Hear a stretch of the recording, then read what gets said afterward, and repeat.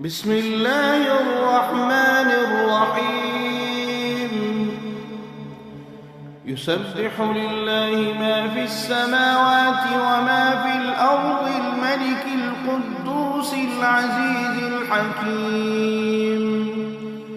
هو الذي بعث في الأميين رسولا منهم يتلو عليهم آياته ويعلمهم الكتاب والحكمة وإن كانوا من قبل لفي ضلال مبين، وآخرين منهم لما يلحقوا بهم وهو العزيز الحكيم. ذلك فضل الله يؤتيه من يشاء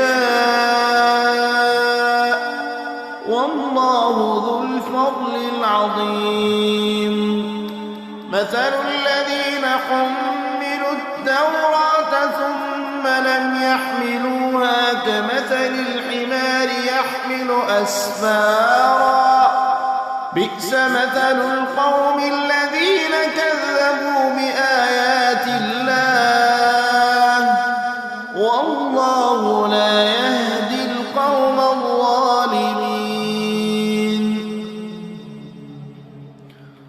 قل يا أيها الذين هادوا إن زعمتم أنكم أولياء لله من دون الناس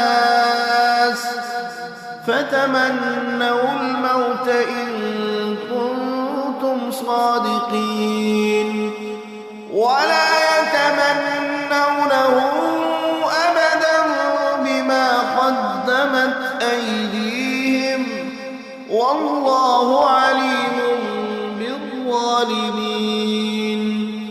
قل إن الموت الذي تفرون منه فإنه ملاقيكم ثم تردون إلى عالم الغيب والشهادة فينبئكم بما كنتم تعملون.